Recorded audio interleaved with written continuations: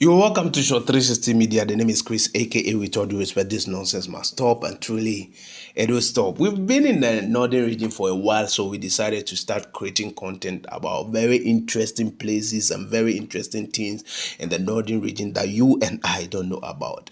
So the first place that came in mind is the red clay. I quickly went online to check where it is, and I read about it, and I learned it is built by Ibrahim Mahama, not John Dramani Mahama's brother, but this is an artist who want to project Africa and project Ghana through artistic way.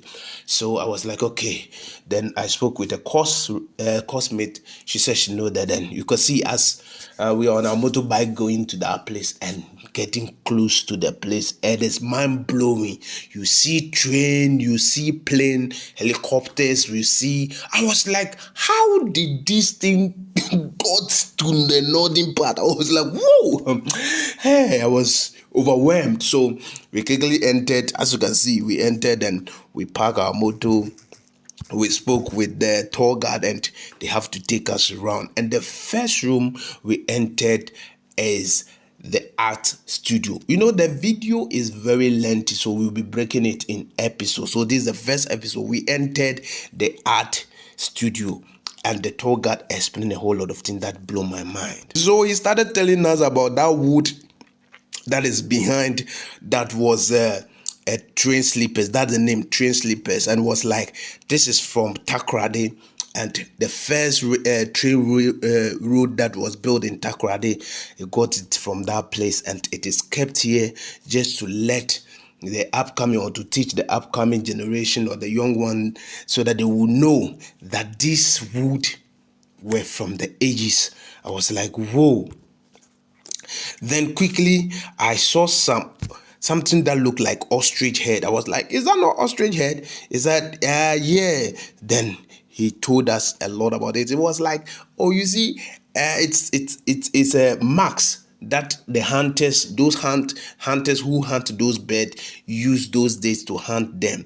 They put it on, and they put clothes that look like as a camouflage, and they make a noise like the birds, and when the bird thought it's their colleague, when they come down, then they hunt them down. Boom, boom, boom. I was like, what? This is very, very clever. So from there, then see, my classmate was asking, what are those things that look like a scroll behind you? So I was like, yes, those are scrolls. Those are how messages were sent to other places in the olden day.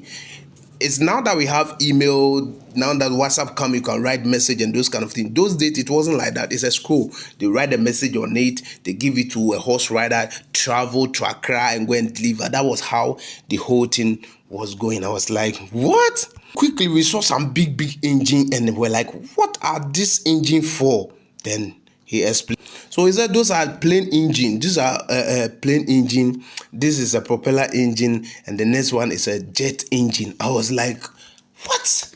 How did this? On the more serious note, who brought them here, and how did they get here? It was like, it's Ibrahim who brought them, and the purpose is just to educate our young one, especially people that are in the northern south, that part that don't travel to the south to go and see all those things. At least it's now close to them. They can see it for themselves. I was like, this is very, very educative. In fact, we were there, then we saw this family who brought their children to come and have a feel of these places. I was like, this is wow. So we saw a lot of smoke over there. I was like, oh, what? It was like, oh, those days our forefathers, they used cotton to make the smoke. And I was like, what?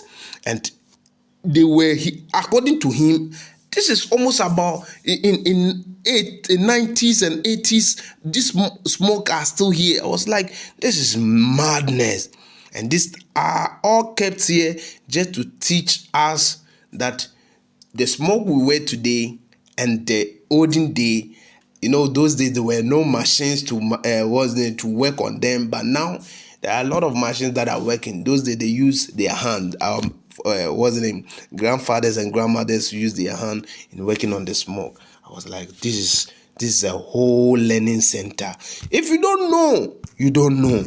So please, if you are looking for a place to come for your tour, this is the best place for you to come. So what he's holding is a shea butter lamp. in 90s, in 80s, they used this to, he said they pour shea butter inside, and you see the holes that are here. They put the rope or So they'll put shea butter here and pass piece of cloth and light it.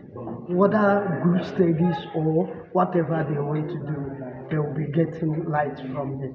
But if I want to tell the kids today or young boys that they should learn past them because the challenges that they were facing. But today they didn't have it because day and night they have outside light and then inside light. They can learn past them, but one thing, unless we put our eyes on them, we support them. you not like to miss it. So you're glued as we bring you the ghost village in the next episode. Watch out.